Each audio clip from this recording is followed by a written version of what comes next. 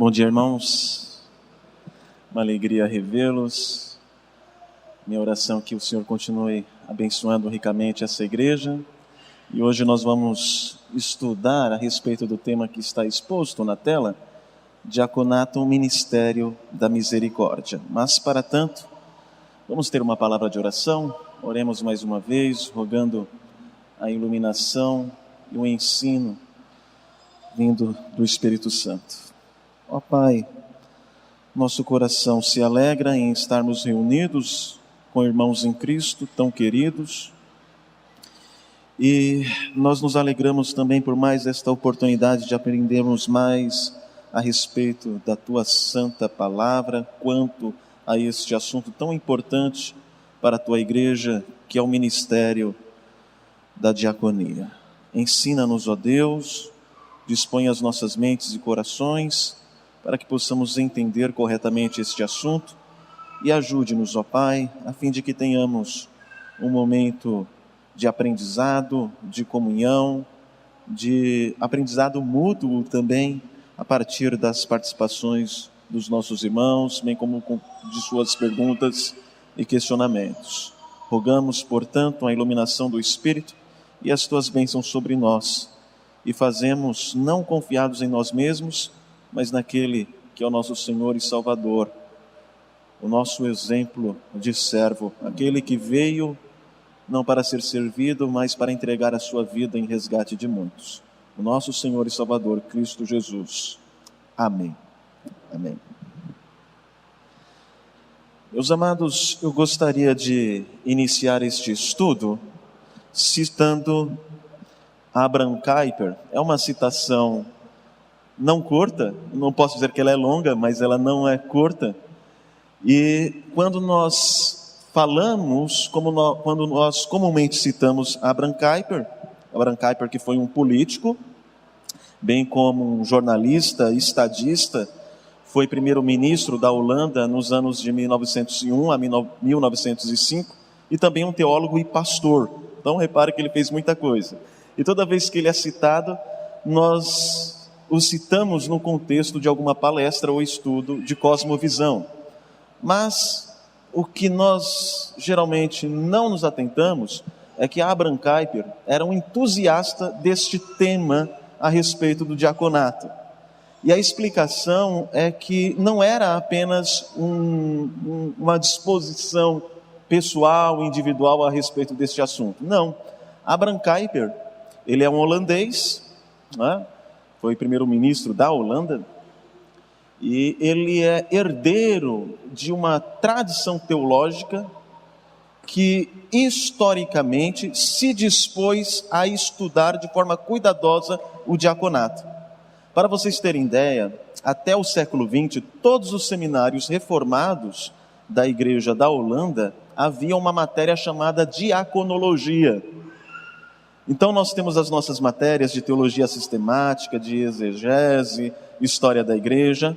Os seminários da Holanda tinham uma matéria só para tratar sobre diáconos.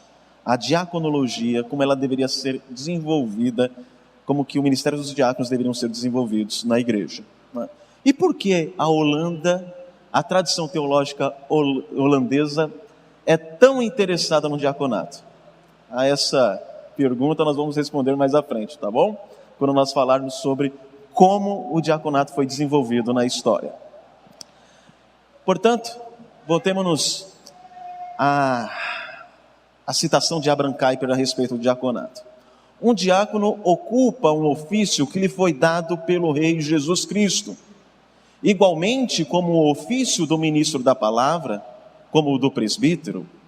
Dizer que os diáconos operam coisas físicas e por causa disso são inferiores aos pastores e presbíteros, porque estes operam nas coisas espirituais, é uma distinção falsa que desaparece no momento em que o diaconato for observado no seu sentido mais elevado.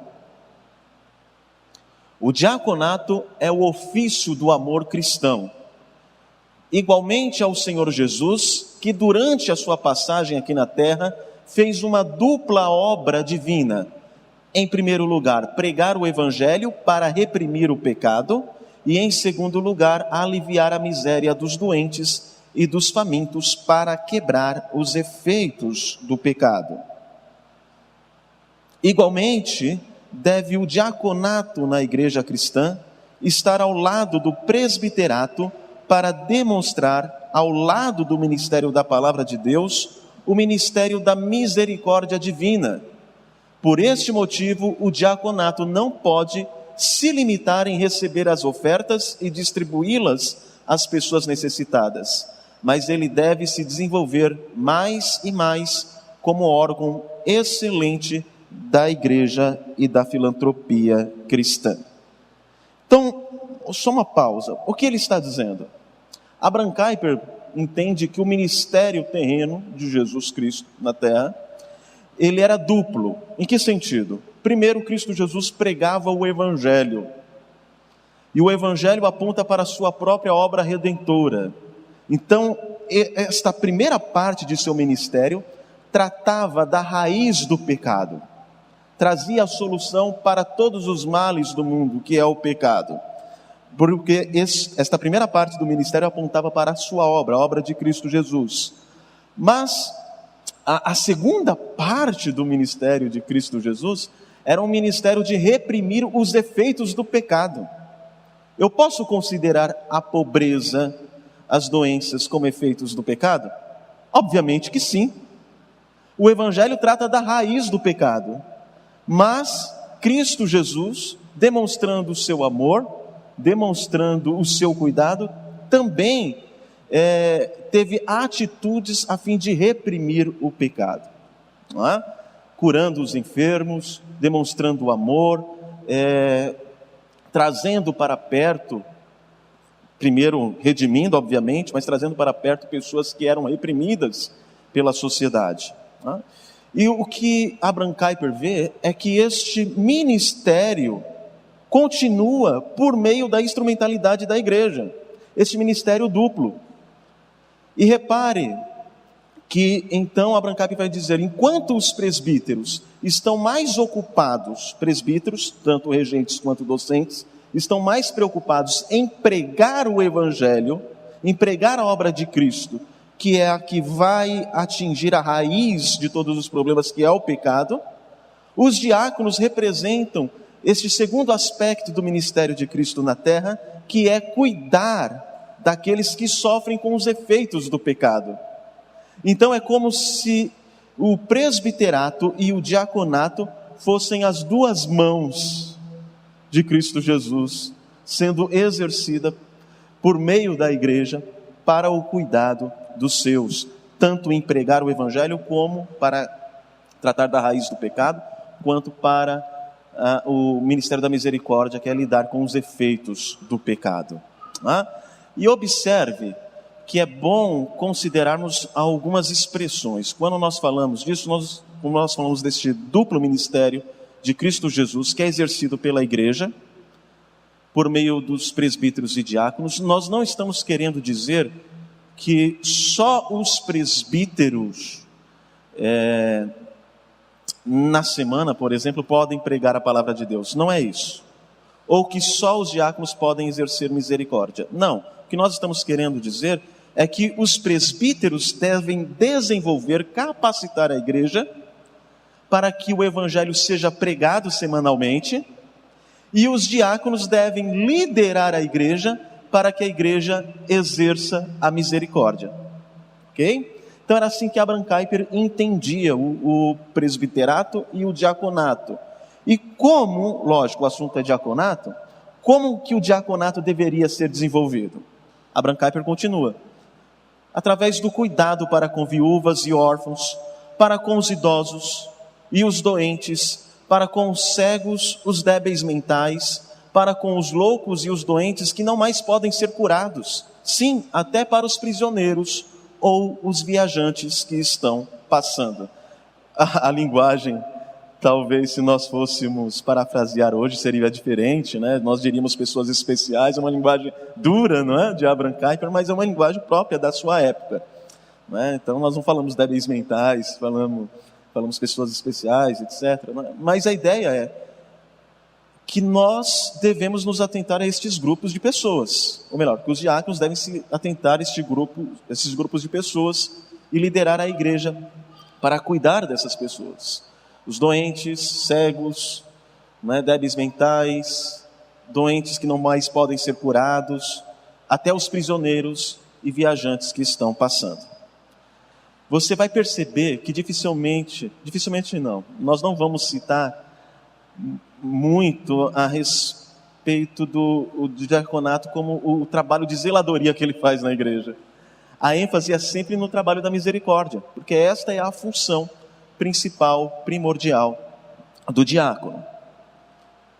Ok, feita esta introdução, nós nos voltamos ao que a palavra de Deus diz a respeito do diaconato. Faremos isso de maneira mais ampla logo no final, mas eu gostaria de me voltar às Escrituras para considerarmos a definição de diácono. O Novo Testamento usa o termo diácono, diáconos em grego, em um sentido amplo e estrito. Diácono significa literalmente um servo, é aquele que serve. Num sentido amplo, cada cristão é um servo. Todos nós somos chamados para servir. Mas há um sentido estrito usado no Novo Testamento, que usa esse termo diáconos de uma forma estrita. E quando nós usamos o termo diáconos no sentido estrito, devemos considerar que a referência é o ofício especial na igreja. Ou seja, de modo estrito, quando nós falamos a respeito de um diácono, não estamos falando no sentido de que todos devem servir de forma geral, etc. Não, estamos falando de um ofício. E por que é considerado um ofício? Quais são as bases bíblicas para essa afirmação? Nós temos dois textos clássicos, que está em 1 Timóteo 3, 8 ao 13, e Filipenses 1, versículo 1, que nós vamos ler mais detidamente mais à frente. Existem duas classes principais de ofícios de liderança da igreja no Novo Testamento. A de bispo e presbítero, que é a mesma coisa aqui, bispo e presbítero, e a de diácono. Os diáconos não possuem autoridade de ensino ou governo na igreja. Eles não são responsáveis por exercer o governo ou o ensino na igreja. Essas não são as suas funções principais, mas eles exercem responsabilidade pelas necessidades materiais da congregação. E qual a base para nós afirmarmos que há somente esses dois ofícios? E as bases, cito agora os versículos que eu havia dito. A primeira está em Filipenses capítulo 1, versículo 1, quando nós lemos: Paulo e Timóteo, servos de Cristo Jesus, a todos os santos em Cristo Jesus, inclusive bispos e diáconos que vivem em Filipos. Considerando que nós estamos tratando de uma introdução de uma epístola, de uma carta, aqui você tem o remetente e os destinatários. Os remetentes, Paulo e Timóteo. Eles, em sentido amplo, são diáconos, são servos de Cristo Jesus, e os destinatários são a todos os santos em Cristo Jesus. Quem são esses todos os santos? Todos os crentes em Cristo Jesus, inclusive bispos e diáconos que vivem em Filipos. Observe a divisão. Há uma distinção entre membros e ministros. Perceberam aqui? Todos os santos. Depois ele fala a respeito de oficiais, de ministros. Quem são eles? Bispos e diáconos. Então há uma distinção maior entre membros e ministros. E quando nós nos voltamos aos ministros, os ministros se dividem em bispos e diáconos. Então daí está a base de nós crermos que existem apenas dois tipos de oficiais na igreja: os presbíteros e diáconos. O bispo e o diácono eram os únicos ministros normais e permanentes que se conhecia na igreja apostólica. Ok?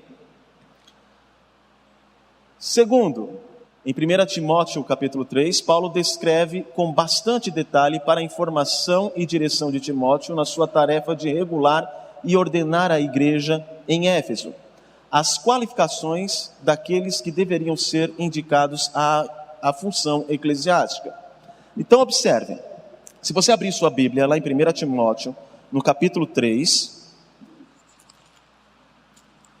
no versículo 14, nós lemos: escrevo-te estas coisas, esperando ir ver-te em breve, para que, se eu tardar, fiques ciente de como se deve proceder na casa de Deus, que é a igreja do Deus vivo, coluna e baluarte da verdade.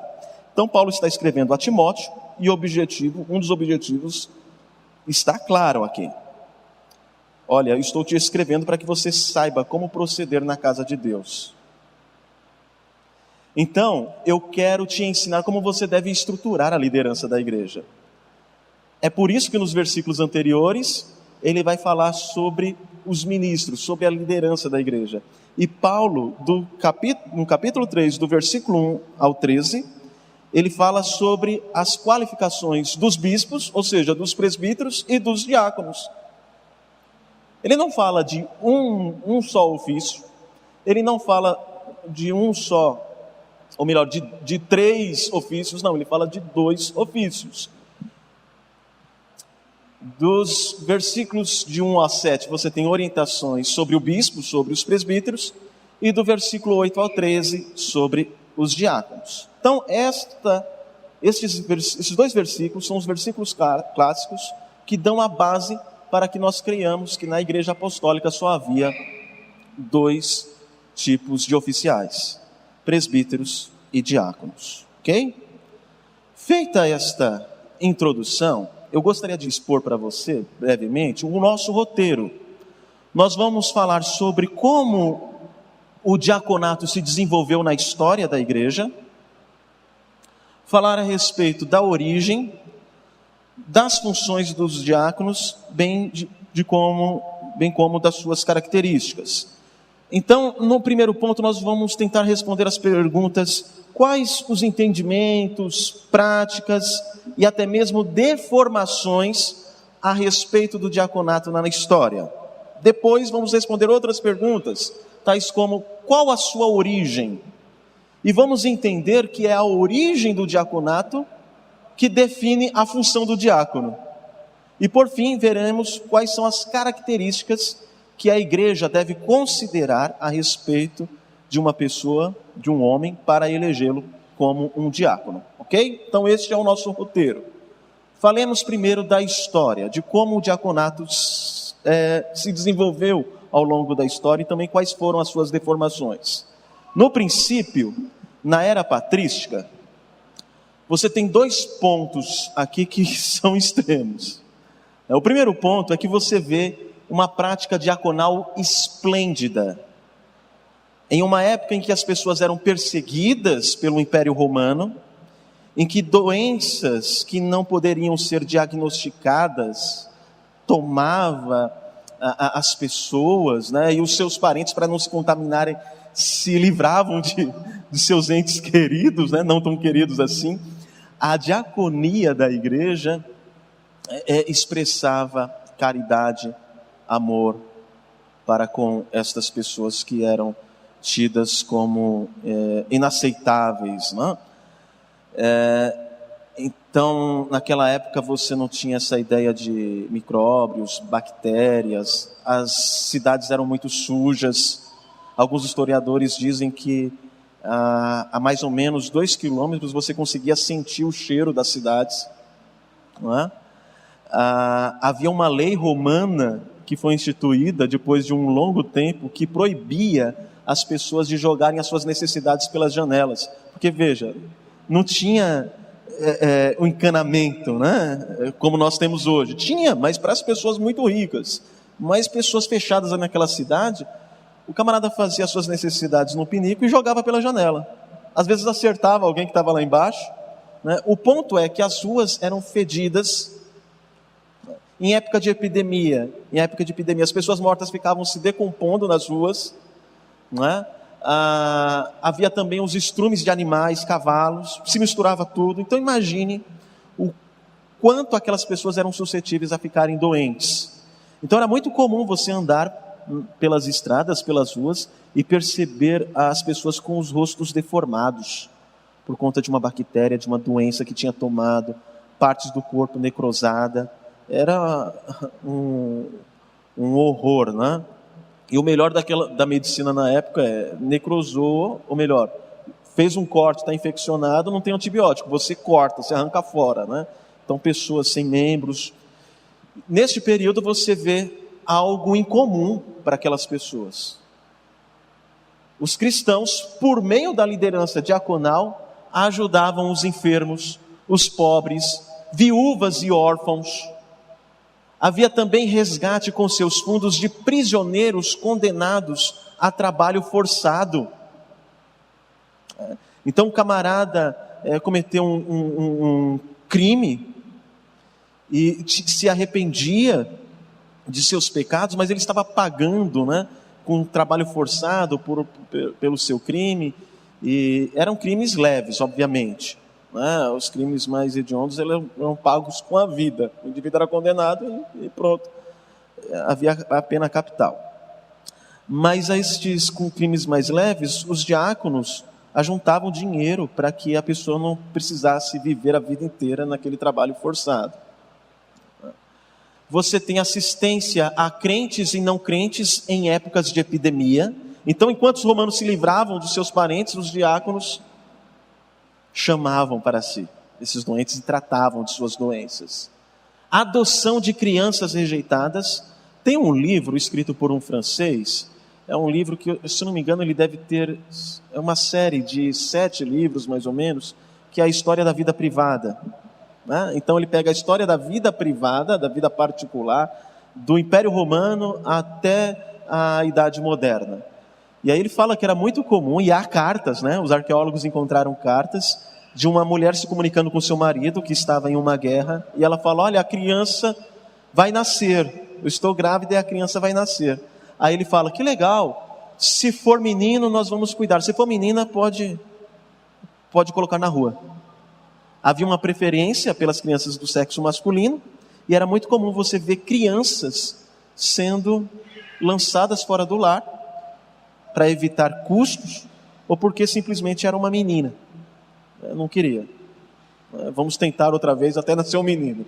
Então era muito comum as crianças ficarem andando pela rua, e os cristãos adotavam essas crianças por meio da diaconia.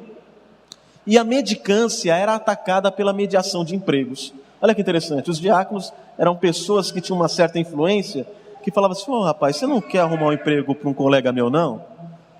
Aí na sua estrebaria, colhendo trigo, eles tentavam fazer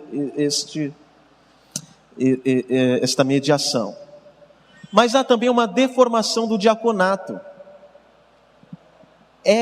Na era patrística, mais precisamente com Irineu e Inácio, que surge a ideia do bispo monárquico. Como assim monárquico? A igreja começa a entender que os pais da igreja eram de fato os substitutos dos apóstolos, mas que havia a substituição no sentido monárquico, de que eles eram a sucessão dos apóstolos, e que o bispo de Roma tinha primazia sobre todos os outros bispos. Então eles começam a inserir um terceiro oficialato. Há os bispos, que têm mais poder e mais influência, e todos esses bispos batem continência para um bispo maior, que é o bispo de Roma, o primado de Roma. Por quê? Porque este é o sucessor, segundo a tradição, de Pedro, o líder dos apóstolos. Então logo todos os outros demais bispos devem bater continência para esse bispo maior. Perceba aí a deformação. E aí você tem os presbíteros, ok? Quem eram os presbíteros? Os presbíteros eram os pastores comuns que cuidavam da igreja, mas que estavam sob as ordens do bispo. Olha só como as coisas estão mudando. Cria-se uma hierarquia. E os diáconos? Os diáconos estão em último, e estes servem quem? Não a igreja mais, mas agora eles servem os presbíteros e principalmente os bispos. Quem são os diáconos agora para a igreja? São os assistentes dos pastores e dos bispos, principalmente dos bispos. Ou seja, o diaconato perdeu a força que Cristo, com base no Novo Testamento, havia dado para eles no sentido de liderar a igreja para o desenvolvimento do trabalho de misericórdia. Agora eles estão exercendo mais o trabalho da zeladoria e da assistência aos presbíteros e principalmente aos bispos. Surge então esta estrutura episcopal, não mais presbiterial, mas episcopal, e essa estrutura administrativa, eclesiástica, ela deforma o diaconato. E isso vai longe, meus irmãos, vai longe. Os diáconos se tornaram servos administrativos dos bispos e perderam sua independência no que diz respeito à assistência social aos pobres e ficaram encarregados de tarefas menores nos cultos. Como que é aquela frase ao final das novelas, Qualquer coincidência, como que é? Me ajudem, qualquer semelhança é mera coincidência. Mas a gente percebe que não é tão coincidência não, que a gente carrega um pouco disso, até hoje, essa deformação do diaconato. Então o trabalho do diaconato está restrito à instituição, à igreja como instituição. Ele serve o bispo e os presbíteros. Eles ficaram encarregados de tarefas menores nos cultos. O teólogo Mante diz: nos escritos de Paulo, o diácono é o servidor da igreja. Em Inácio, um dos pais da igreja, o diácono está sobre a igreja e serve ao bispo. Há essa deformação. Quando você chega na Idade Média, eu estou dando um salto aqui, o diácono estava completamente ausente e a igreja local também não funcionava em termos de misericórdia e ministério da caridade. Há dois fenômenos: a caridade particular, esmolas, doações, hospitais e mosteiros, ordens, estão crescendo, E a direção da caridade organizada para com os pobres está sendo tomada pelos governos urbanos. Então observe, a igreja agora é proeminente na sociedade, só que o diaconato foi deformado. Os diáconos servem os bispos, Mas a igreja ainda tem ciência da sua atividade como pessoas que estão lá para reprimir os efeitos do pecado, cuidar dos doentes e dos pobres. Mas como não tem diácono para liderar, fica muito a cargo de atividades individuais. Eu vou dar uma doação. Aí dava-se doações, vendia-se terrenos, colocava lá no cofre da igreja, dificilmente isso era revertido aos pobres, A igreja corrupta tomava para si, E os pobres começaram a ser lançados à margem, não havia uma ênfase no cuidado para com eles, e hora ou outra o governo se colocava à disposição para administrar esta pobreza por objetivos de exercer autoridade e controle da população. O Estado agora se coloca diante da sociedade como o pai dos pobres. O rei, naquele sistema feudal, diz: não, camponês, eu vou cuidar de você. É eu que cuido, não é a igreja não. A igreja pode fazer uma ou outra doação, mas sou eu que cuido de você. Mais à frente, o que acontece? A igreja arrecada doações e, em parceria com o Estado, repassa para o Estado, então, administrar esta ajuda. Então, perceba como a caridade vai se desenvolvendo na igreja e como ela vai se descaracterizando a despeito da função original do diácono. E a diaconia na reforma? O que acontece? A restauração do ofício diaconal não se deve a Lutero. De uma forma bem mais clara, Lutero não fez muita coisa a respeito da diaconia na igreja. Não fez. Na igreja luterana, a prática era: o governo tomava conta da caixa dos pobres e, a partir daquilo que era coletado pela igreja, o governo distribuía. Muito parecido com o que estava acontecendo já na igreja católica, há séculos. Então, com relação aos luteranos, não mudou nada. A mudança se dá com os reformados. Mais precisamente com 3 reformados. Martin Bucer, em Estrasburgo, uma comuna ali da França. João Alasco, que é um dos mais importantes nesse sentido, e é pouco conhecido, e João Calvino. Esses reformadores, sim, vão mudar a visão. Não é que vão mudar, né? Eles vão reformar, vão se voltar às Escrituras e mostrar: olha, o diácono não é o servo do bispo, não. Ele serve à igreja. E ele exerce uma liderança para que a igreja exerça a caridade no seio, né, da sua comunidade, bem como também haja uma abrangência para atingir outras pessoas que estão fora da igreja também. Então falemos desses 3 homens. Primeiro, Martin Bucer. Ele introduziu o ofício diaconal em Estrasburgo e formulou 5 regras de ouro para o diaconato, que era muito evidente. Daí então essas regras de ouro foram observadas pelos demais reformadores. São elas: os diáconos devem distinguir os pobres e não sustentar os preguiçosos. Tem que saber quem é pobre mesmo e quem é preguiçoso.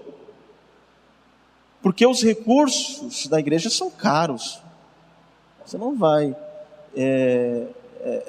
doá-los para um esbanjador. Talvez, não necessariamente se voltando ao que Martin Bucer fez, mas o John Stott, influenciado por esta visão reformada, e com base em vários textos bíblicos, ele fala sobre 4 tipos de pobres. Ele fala sobre o pobre oprimido, que por não ter influência na sociedade está sendo oprimido. Ele fala do pobre que foi pego de surpresa numa catástrofe. Ele até tinha uma vida equilibrada, mas só que veio uma catástrofe. Um morro caiu em cima da casa dele, uma doença, né? E ele fala do pobre preguiçoso. E aí ele lança uma pergunta: quais desses pobres nós devemos ajudar? E como os irmãos respondem essa pergunta? Quais desses 3 pobres nós devemos ajudar? O pobre que sofreu um acidente, né, seja um acidente aí da natureza, ou uma doença. O pobre que foi oprimido pela sociedade, ele vem de uma família pobre, não tem muita influência, não consegue sair daquela situação. E o pobre preguiçoso. Desses 3, quais nós devemos ajudar? Não, pode ser 1, 2 ou nenhum. Os 2 primeiros? John Stott diz: não, é os 3. Nós devemos ajudar os 3, só que de formas diferentes. Entendeu? O preguiçoso também. Aí ele fala assim: a ideia é que o preguiçoso, você não vai lá e dá dinheiro para ele. Você ensina ele a trabalhar. Mas você não o abandona. Então, fazer essa distinção não significa necessariamente que a pessoa não seria ajudada. Mas a distinção é feita para que a ajuda seja efetiva. Não é? Porque tem gente que não é falta de dinheiro, é falta de sabedoria para administrar seus bens também. Então isso era papel dos diáconos. Não era só doar, mas trazer e falar: olha, você não está administrando corretamente. Dá um curso de finanças do lar. É algo para que a diaconia pense, né? Como administrar seus bens. Uma segunda regra: eles devem respeitar a ordem de 1 Timóteo capítulo 5. Nessa ordem, ali em 1 Timóteo capítulo 5, você vai ver diretrizes tais como a primeira pessoa responsável por te ajudar, caso você esteja passando por necessidade, é a sua família, seus filhos, né? E nós devemos ter maior cuidado com pessoas que são piedosas de fato, pessoas que dão testemunho na igreja, né? Essas pessoas, elas têm a prioridade na nossa ajuda. né? Manter o contato com os sustentados e ensiná-los como usar o dinheiro. Atuar taticamente, levando em conta as circunstâncias especiais dos pobres, né? E os diáconos precisam cuidar da mediação de trabalho para erradicar a mendicância. Busser também queria que os diáconos ajudassem quando um jovem talentoso começasse os seus estudos. Investir. Olha, o rapaz tem talento, vamos investir. Vamos investir nos seus estudos, porque aí suponha que ele se torne um advogado, né? Se torne um engenheiro, vai ser uma influência cristã positiva naquele local. A igreja investe nessa pessoa. Pois bem, depois João Alasco. João Alasco foi pastor, era primeiramente um sacerdote romano, católico, que se converteu, se tornou pastor, teólogo e reformador polonês. Era um humanista, escritor, tradutor, diplomata e foi secretário do rei polonês Sigismundo I, o Velho. Então, os casais aí que vão ter seu primeiro filho, Sigismundo é um nome legal, não é? Sigismundo, nome de rei. E este realizou muito das ideias de Busser na igreja holandesa de refugiados em Londres. Então ele era um polonês, foi ele que fundou a igreja reformada da Polônia, a primeira igreja reformada da Polônia, só que no início do seu ministério, ele servia como pastor em uma igreja em Londres. E lá em Londres, ele cuidava de refugiados que vinham da Holanda. A Holanda estava sob o domínio dos espanhóis, católicos, havia perseguição religiosa, boa parte dos holandeses fugiram dali e foram para Londres. E lá eles eram recebidos por João Alasco. Vocês estão percebendo por que a Holanda? Aqui você tem a resposta, porque a Holanda se desenvolveu muito na área da diaconia. Foi por causa deste homem, João Alasco. Então ele recebia os holandeses refugiados em Londres, mas depois ele foi expulso.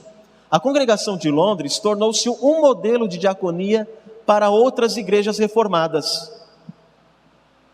Então as igrejas reformadas estão se espalhando e ele falou: como que a gente monta aqui, reforma a ideia de diaconato? Como a gente monta aqui um diaconato bíblico?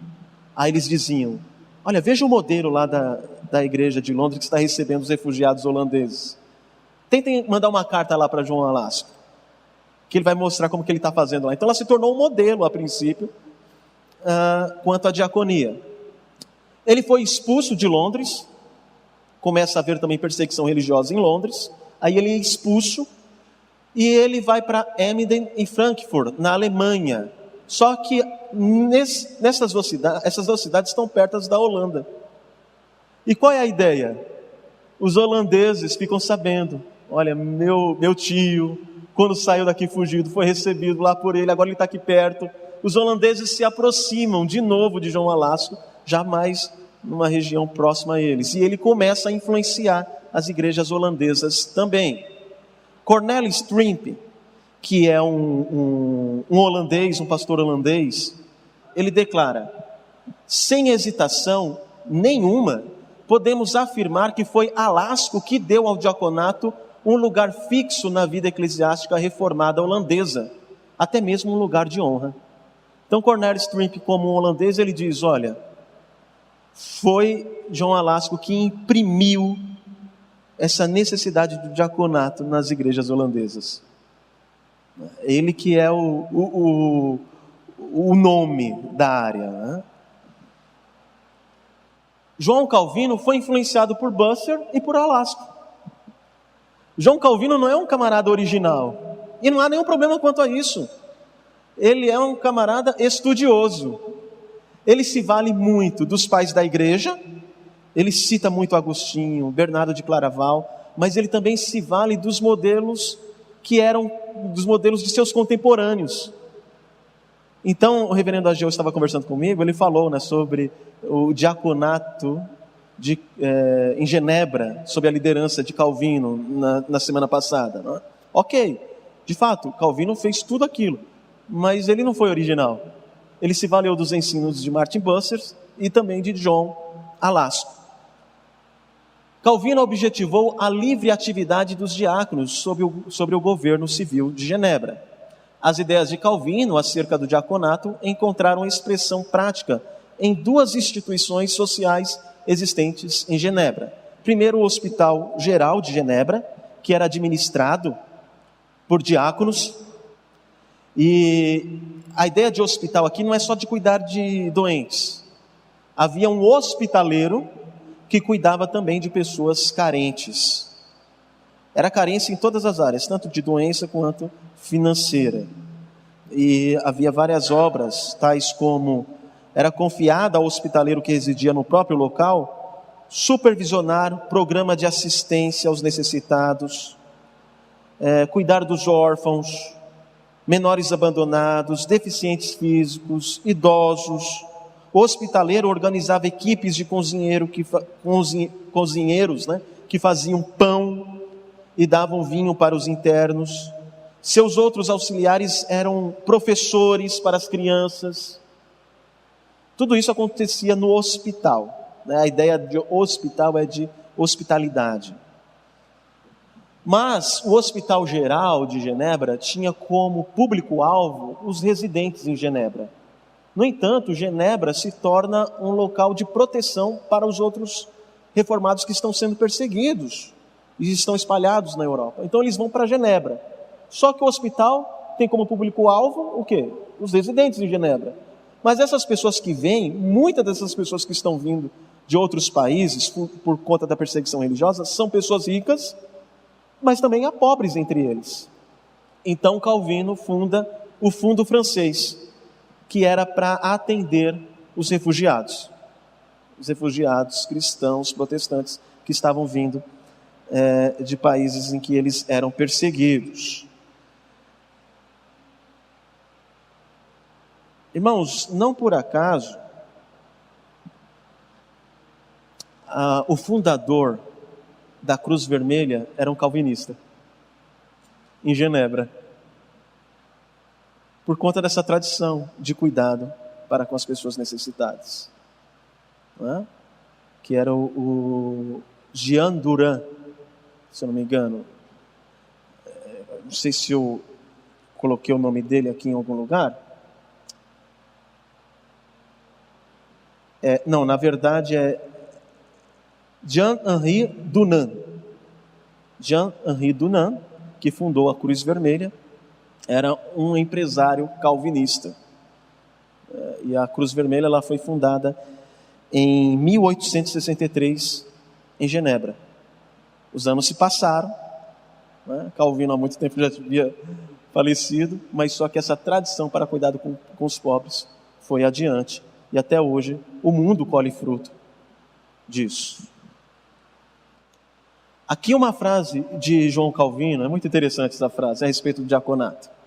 Embora tenhamos a pretensão de sermos bons cristãos, reformados, segundo a ordem do Evangelho, mesmo assim não se sabe o que é um diácono. Calvino está questionando, olha, nós dizemos que somos bons cristãos, porque somos reformados, bíblicos, mas entre os reformados não se sabe o que é um diácono. O diaconato foi tão deformado ao longo da história que a gente não sabe o que é um diácono. Nós acusamos os papistas de serem cristãos degenerados, e isso é a verdade, porque tudo está em desordem entre eles. Toda a ordem dada por Deus à sua igreja está invertida. Mas sendo assim, nós temos que ter tudo em ordem. A gente fala dos papistas, mas na nossa casa não está tudo em ordem. É o que ele está dizendo. Olhem para o diaconato. Senão, como é que podemos mostrar que já passamos por uma reforma? Temos que apontar primeiro para os pastores que pregam puramente a doutrina da salvação e, em segundo lugar, para os diáconos que cuidam dos pobres. Sim, há diáconos, mas o serviço deles é considerado um assunto civil. Estamos conscientes de que os que cuidam dos doentes e os que distribuem ajuda são ministros da igreja? Será que eles próprios sabem disto? Os diáconos têm um mandato espiritual e pertencem ao regimento espiritual da igreja. Por isso temos que almejar o alvo que o apóstolo nos apresentou. Calvino está dizendo, olha, vocês ficam contando vantagem que vocês são reformados, mas e o nosso diaconato? O que Calvino está criticando é, o governo está fazendo o papel da igreja, de ajudar os pobres, e o faz porque a igreja não entendeu o ministério do diaconato. E nem os diáconos sabem disso, e a gente não sabe o que é o diácono. Então, se nós queremos ser reformadores, de fato, temos que nos preocupar com a doutrina também. Mas, em segundo lugar, temos que reformar a beneficência da igreja, que é estruturada na pessoa do diácono. É isso que Calvino está dizendo. Veja, os anos se passaram e essa reforma ainda se faz necessária entre nós. Os anos se passam. No século XIX, com a Revolução Industrial, surge uma nova classe de trabalhadores que não recebia nenhuma proteção da parte dos governos, e esta estava exposta a várias formas de exploração, que são as pessoas que trabalham nas indústrias agora, não é? Surgem então propostas de redenção. Olha, pessoas estão sendo oprimidas por capitalistas selvagens. Os seus direitos não estão sendo considerados. Não há nenhuma lei, na verdade, né, para resguardar essas pessoas. Quais são as propostas de redenção? As propostas de redenção seculares é o comunismo e o socialismo. E a igreja pega e fala, é verdade, então o comunismo e o socialismo é a solução para os pobres. Abraham Kuyper, ele critica duramente isso. Ele não. As pessoas estão recorrendo ao comunismo e ao socialismo porque não há uma boa diaconia nas igrejas. E os cristãos reformadores entendiam categoricamente que o papel da beneficência cabe aos cristãos e não ao Estado. Porque o Estado ele usa essa proposta de ajudar o pobre como uma forma de administrar a pobreza para benefício de oligarquias, né, de políticos, para que eles ascendam ao poder. E os reformadores nunca concordaram com isso. Abraham Kuyper começa a pregar que a filantropia sem compromisso com a fé não era a solução. Qual é o compromisso do comunismo e do socialismo com a fé cristã? Nenhuma. Então Abraham Kuyper diz, então não é a solução. Não é a solução. Desse modo ele combateu o liberalismo e o socialismo. Porque essa é uma visão também do liberal, né? O liberal, o cristão, né? O liberal, teologicamente falando, ele tem uma visão assim de que a razão, ela é o crivo absoluto pelo qual as escrituras devem passar. Então esse negócio de milagres não foi bem assim. A ressurreição de Jesus Cristo não foi bem assim. Puxa. Então em que lugar que fica a nossa fé? Qual é o objetivo de ser cristão? É ajudar os pobres. A igreja só tem uma função social. Abraham Kuyper diz não. As duas coisas devem andar juntas. A pregação do evangelho e o cuidado para com o próximo. As duas coisas devem andar juntas. No século XX, há uma legislação social pela qual o governo estipula direitos e deveres no que diz respeito aos relacionamentos de trabalho. Surgem os sindicatos, a pensão pelo Estado e o cuidado com os pobres por meio da assistência social. Este desenvolvimento se dá devido à lacuna deixada pela igreja e ao mesmo tempo serviu de pretexto para a igreja justificar a rendição, a secularização da filantropia. Isso aí é o Cornelius Strimp, holandês, dizendo, né, que aí surgem leis, sindicatos para resguardar os trabalhadores. Aí a igreja pega e descansa. Fala, não, o governo já está fazendo, a gente não precisa fazer não. Essas pessoas já estão sendo bem cuidadas pelo governo. Há assistentes sociais, a gente não precisa mais fazer nada. Perde-se esse aspecto do diácono incentivar as doações motivadas pelo amor de forma individual dos cristãos. Os cristãos meio que se acomodam porque o Estado está fazendo. Pois bem, essa é uma visão geral, bem rápida, sobre como o diaconato se desenvolveu e se deformou historicamente, né? Minha irmã, acho que vamos trazer o microfone para a senhora fazer a pergunta.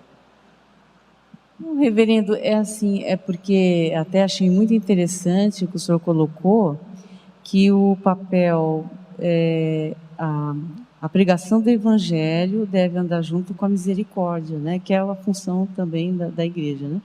Mas é diferente, eu creio, que seja de uma prioridade, de igualar esses dois níveis, a despeito do que eu já vivi isso, da missão integral, que já teve um apogeu, e ela tinha esse nome exatamente de missão integral, porque ela colocava no mesmo patamar a pregação do Evangelho e a assistência aos pobres, deformando também o papel primordial da igreja, né? Não sei se o senhor concorda com isso.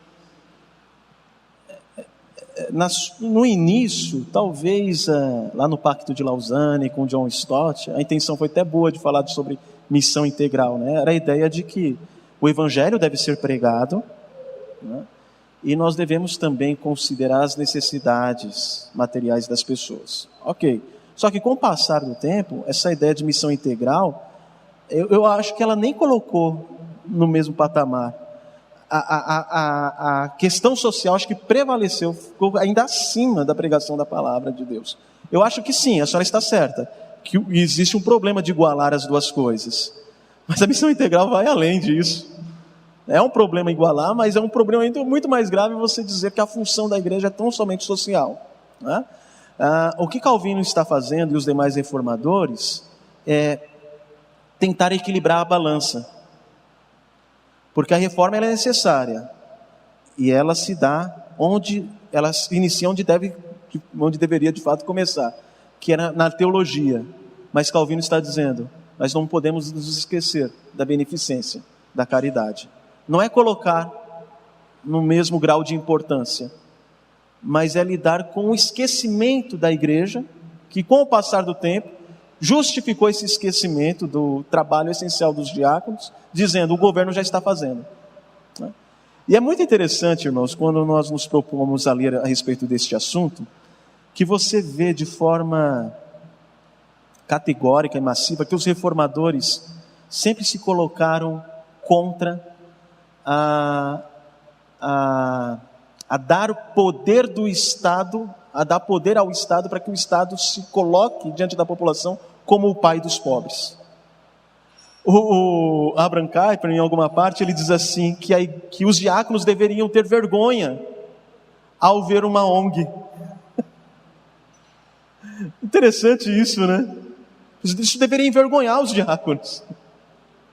E como eu falei, na Holanda, essa questão do diaconato se tornou tão forte, que até o século XIX, quando o governo se dispunha a fundar alguma instituição de caridade, eles recorriam à igreja para colocar o diácono administrando. Então é impressionante o papel de John Alasco como aquele que vai tentar restaurar e reformar o aspecto da diaconia. Agora vamos falar a respeito das origens bíblicas do diaconato. Isso se dá, cremos, no capítulo 6 de Atos. Vamos lá para o texto bíblico? Atos capítulo 6. Então nós vimos até aqui como que nós vimos quais são as bases bíblicas a respeito desses dois tipos de ofícios, o presbiterato e o diaconato, e vimos como o episcopalismo trouxe deformação à visão do diaconato, como isso se deu nos demais séculos, até a era medieval, como os reformadores, não os luteranos, mas de fato os reformadores, procuraram reformar o conceito de diaconato, e como mesmo assim, durante séculos, com os desafios seculares que foram apresentados, né, à igreja, a igreja acabou sucumbindo ao Estado e se conformando ainda com uma visão limitada de diaconato. Agora nós vamos falar sobre a origem bíblica do diaconato. No capítulo 6 de Atos, nós lemos, versículo 1. Ora, naqueles dias, multiplicando-se o número dos discípulos, houve murmuração dos helenistas contra os hebreus, porque as viúvas deles estavam sendo esquecidas na distribuição diária. Então os 12 convocaram a comunidade dos discípulos e disseram: não é razoável que nós abandonemos a palavra de Deus para servir as mesas. Mas, irmãos, escolhei dentre vós 7 homens de boa reputação, cheios do espírito e de sabedoria, aos quais encarregaremos deste serviço. Quanto a nós, nos consagraremos à oração e ao ministério da palavra. O parecer agradou a toda a comunidade e elegeram Estevão, homem cheio de fé e do Espírito Santo, Filipe, Prócoro, Nicanor, Timão, Parmenas, Nicolau, prosélito de Antioquia. Apresentaram-no perante os apóstolos e estes, orando, lhes impuseram as mãos. A ideia de oficialato. Lhes impuseram as mãos. Eles recebem autoridade. Aqui no versículo 1 você vê a oportunidade. Multiplicando-se o número dos discípulos. Tem discípulos. Você está numa atmosfera boa de crescimento, de estabilidade, de equilíbrio espiritual. Mas há um problema, surge um problema, que é a murmuração dos helenistas contra os hebreus. E os helenistas, que eram aqueles judeus que estavam mais voltados à influência dos gregos, mas que possivelmente depois daquilo que aconteceu em Atos 2, resolveram morar ali em Jerusalém, mas há ainda algumas distinções e diferenças culturais, porque um foi criado sob a influência do helenismo, os outros judeus em Jerusalém eram mais ortodoxos, mas eles são convertidos em Cristo, né? E eles se sentem discriminados, as suas viúvas não estão sendo atendidas, e eles murmuram. A solução, os apóstolos disseram: nós não vamos deixar o ministério da palavra para servir as mesas.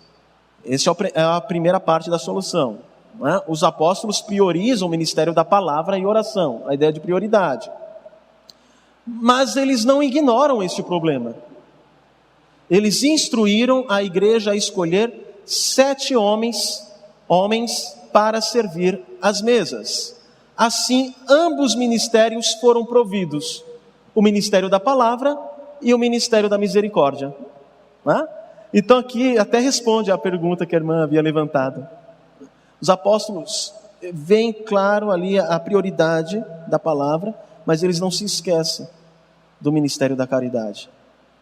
E através dos diáconos, eles provêm a solução para o problema que havia trazido desequilíbrio na igreja do Senhor daquele período.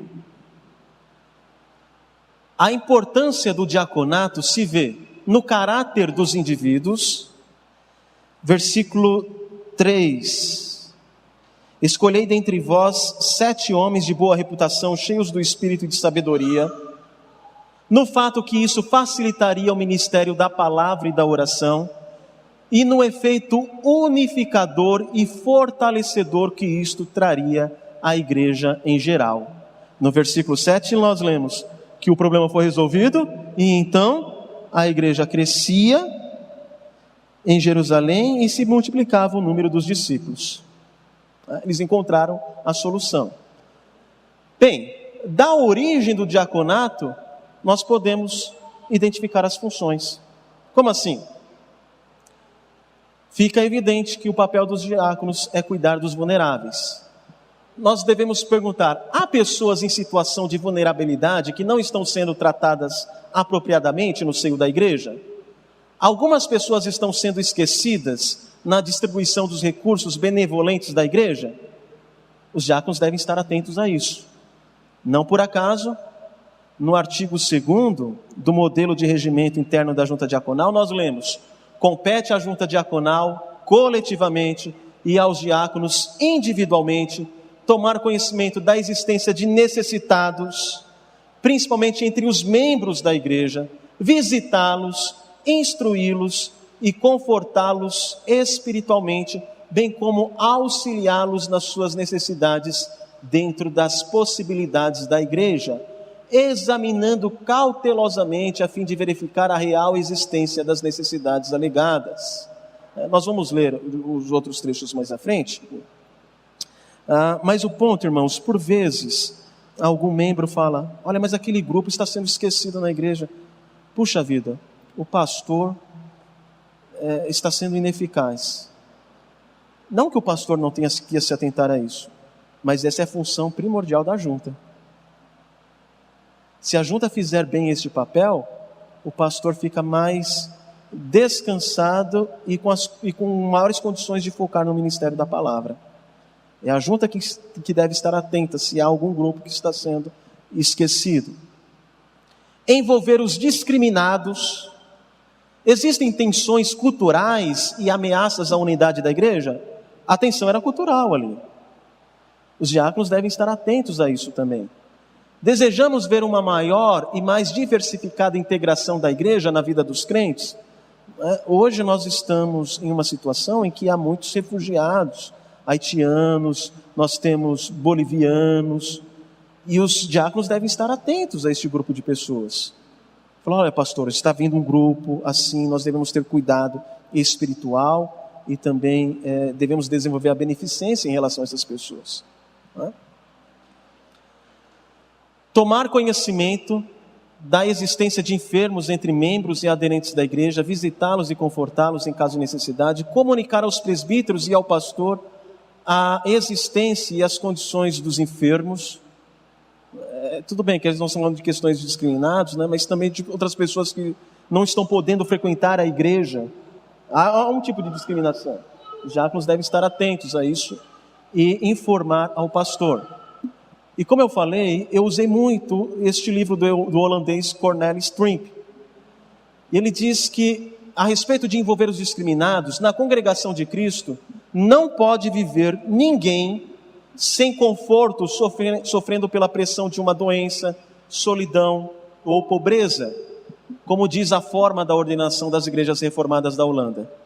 Os diáconos são oficiais que recebem a congregação das mãos de Cristo para cuidar, estimular e, se for necessário, coordenar de maneira que não possam surgir grupos na periferia ou grupos esquecidos dentro da congregação. Então, os diáconos não é somente aqueles que recebem as ordens dos presbíteros. Olha, tem um grupo aqui. Não, eles identificam e eles mesmos devem estabelecer meios para atender essas pessoas. Promover a unidade da igreja. A igreja está sendo ameaçada de uma ruptura em seu seio. Os diáconos eram como os amortecedores da igreja em seu princípio. Eles absorviam as reclamações e as preocupações, resolvendo-as piedosamente, e assim promoviam a unidade e o testemunho dos santos.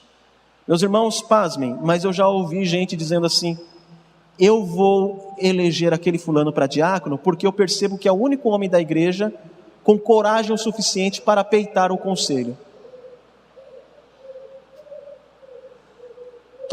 Uma vida totalmente descaracterizada do que é um diácono. O diácono, ele tem aquele ministério de extintor, né? De baixar a fogueira.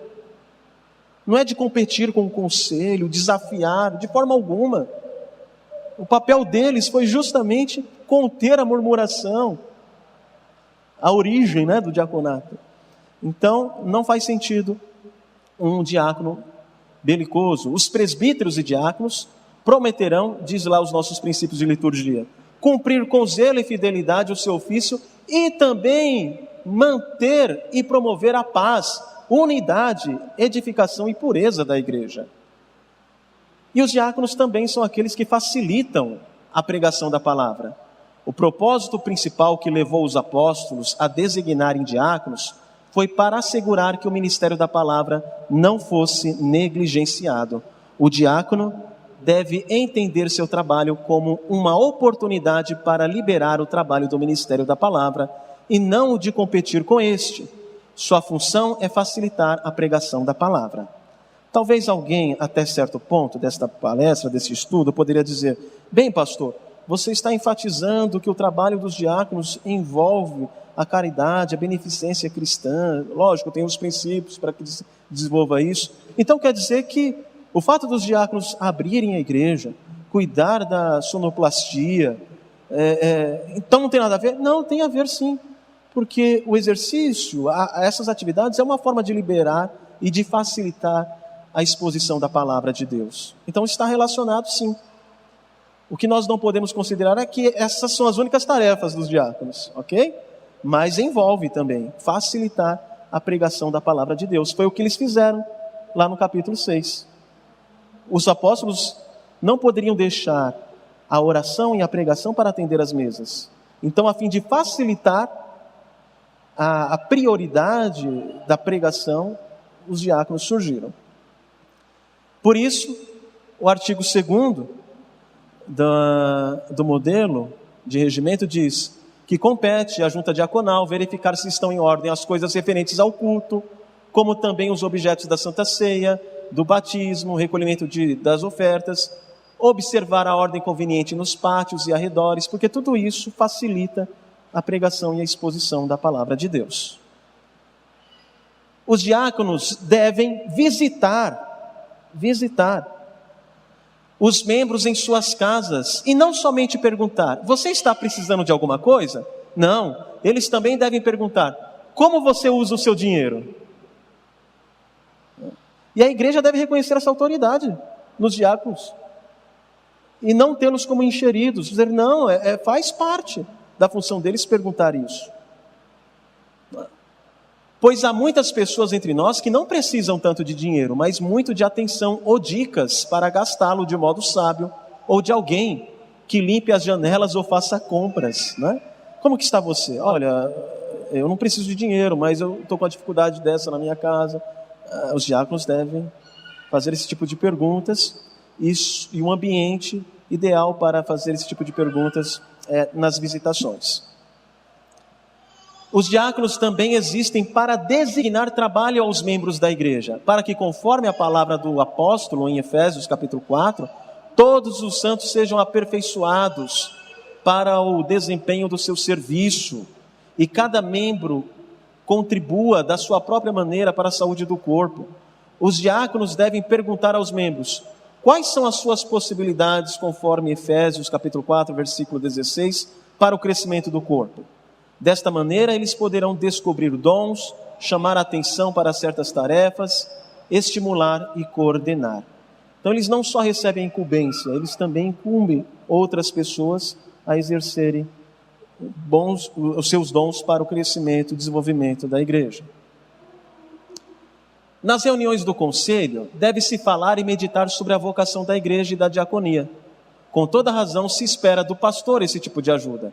Como ele pode edificar seus co-oficiais, quando ele não conhece as tarefas e os problemas deles? Ele deve dar atenção ao trabalho dos diáconos e, junto com os presbíteros, supervisionar o trabalho deles. E isso significa muito mais do que controle das finanças uma vez por ano. A chave do desenvolvimento do diaconato reformado devemos procurar dentro da sala do conselho. Então, o conselho deve estar sempre preocupado com o desenvolvimento das atividades dos diáconos. E eu encerro aqui com algumas características básicas do diaconato. Eles devem ser cheios do Espírito Santo e de sabedoria. Isso significa ter caráter comprovado. Os apóstolos recomendaram homens conhecidos pela comunidade. Irmãos, quando houver eleição de diáconos, a gente não pode trabalhar com a seguinte ideia: bem, tem aqui os critérios para o diácono. Não há nada que eu possa dizer em relação a essa pessoa que ele não cumpre isso, porque eu nunca vi ele descumprindo. Mas esse não é o ponto. Não é eu nunca vi ele descumprindo esses princípios ou não cumprindo esses critérios. A questão é, ele já foi comprovadamente, ele de fato é assim como as Escrituras mandam? Você tem conhecimento dele o suficiente para indicá-lo? Né? As pessoas dão testemunho do seu caráter. Tem que ter o caráter comprovado. Cheios do Espírito, controlados pelo Espírito de Deus e não pela carne e natureza pecaminosa. Essa é a ideia, né, de ser cheio do Espírito. é controlado pelo Espírito e não pelos desejos pecaminosos, cheio de sabedoria, que envolve temor do Senhor e vive sob os preceitos de Deus. Ele deve ser sincero. Semelhantemente quanto a diáconos, é necessário que sejam respeitáveis de uma só palavra. Eu devo perguntar, o diácono é confiável? O candidato ao diaconato tem a reputação de ser um homem de palavra? Ele costuma ser consistente no seu falar com diferentes pessoas? O diácono fala a verdade em amor? Ele é um apaziguador ou ele fomenta intrigas e contendas? Ele deve ser sóbrio e contente, não inclinados a muito vinho, não cobiçosos de sórdida ganância. O candidato ao diaconato tem a reputação de ser sóbrio? O diácono exige uma generosidade piedosa e de autonegação ou demonstra ganância em assuntos financeiros e pessoais? Veja, eu tenho que fazer um comentário em relação a isso, porque o que ele está dizendo aqui é que o ganancioso não é aquele, necessariamente, que na sua vida individual ele é pão duro. Não, talvez ele não seja pão duro na sua vida pessoal, mas quando se trata dos assuntos da igreja, ele fala, não, mas para que gastar isso atendendo pessoas? Para que investir em missões? Então isso deve ser considerado. Como que ele é ao lidar com os assuntos da igreja? Não, a igreja precisa reformar, a igreja precisa daquilo outro, precisamos de bancos mais confortáveis. Não podemos gastar com missões ou com cuidado com os pobres. É nesse sentido que esse aspecto da ganância deve ser considerado. Mantendo a fé, deve apegar-se ao ministério da fé com a consciência limpa. Isso implica pelo menos em 3 requerimentos. Ele deve conhecer a palavra de Deus, ele deve ser alguém que experimentou a palavra de Deus e ele demonstra que vive a palavra de Deus. Ok? Experimentados e irrepreensíveis, devem ser primeiramente experimentados, depois, se não houver nada contra eles, que atuem como diáconos. Os diáconos têm que ser examinados ou postos à prova. Como? O texto não diz. Mas possivelmente deverá envolver as qualificações expostas em 1 Timóteo 3. É aquilo que eu já disse, né? Você deve ter certeza de que de fato ele cumpre com os critérios da palavra de Deus exposta em 1 Timóteo 3 e Tito também. Por fim, servir numa igreja local não somente proporciona alegria, mas de tempo em tempo também serve para provar o servo. Servir a outros prova nosso amor, a capacidade de nossa paciência, a qualidade de nossa resistência e a insistência de nosso prazer em servir. O ponto aqui, irmãos, é que o diácono ele deve sair do seio da igreja, não das preferências do conselho. Veja, o conselho está lá para, a ordem é, a igreja reconheceu o chamado do diácono e o conselho agora avalia se de fato isso que a igreja percebeu faz sentido. Mas quando eu digo assim das preferências, é lógico que um conselho sério não faria isso, né? Mas suponha que haja um pastor que diga, ele é meu amigo, eu quero tê-lo como diácono. Não é assim que surge um diácono, das preferências pessoais do pastor, né? Recentemente teve uma pessoa que falou assim, pastor, eu quero ajudar na igreja, né? Eu estou disposto. Eu falei, meu irmão, eu gosto muito de você. Que bom, pastor, eu gosto muito de você, mas eu não posso te colocá-lo em nenhum cargo de liderança, porque quem faz isso não sou eu, é a igreja. As pessoas devem falar de você para mim, não você falar de si. Aí eu vou perceber que de fato você está sendo chamado. Então o diácono ele surge no seio da igreja. A igreja percebe no irmão serviço, amor, cuidado. Aí você diz, vai ser um bom diácono, porque ele está demonstrando esse cuidado na igreja.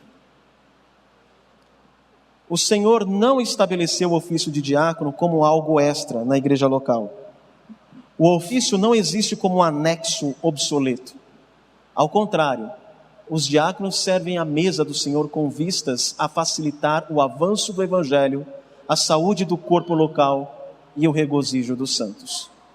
Os diáconos são indispensáveis à igreja. Com muita razão, Paulo conclui, pois os que desempenharem bem o diaconato alcançam para si mesmo justa preeminência e muita intrepidez na fé em Cristo Jesus. Cristo Jesus. Portanto, meus irmãos, hoje nós vimos uma definição a respeito do diaconato com base na palavra de Deus. Vimos como o diaconato se desenvolveu ao longo da história e também foi deformado, como os reformadores, mais precisamente Martin Bucer, John Alasco e João Calvino, buscaram resgatar o conceito de diaconia, né? Mas como, mesmo assim, as igrejas reformadas enfrentaram desafios ao longo da história e por vezes se acomodaram a pretexto de que o governo está fazendo, que isso é errado, não é uma visão reformada, não é uma visão bíblica. Nós temos este dever e vimos que as funções dos diáconos são estabelecidas a partir da sua origem. Eles foram levantados para facilitar a pregação, para cuidar daqueles que estão sendo discriminados, para cuidar daqueles que, por vezes, estão separados de nós por existência de aspectos culturais diferentes dos nossos, né? E vimos também as características bíblicas que nós devemos considerar ao pensarmos em eleger um diácono para servir à igreja. Okay? Alguma pergunta, alguma consideração que os irmãos gostariam de fazer? Vamos encerrar com uma oração. Eu passo ao reverendo Ageu, que finalizará. Nós agradecemos muito ao reverendo Marcos Kleber por nos trazer um estudo da palavra. Vamos orar então, encerrando.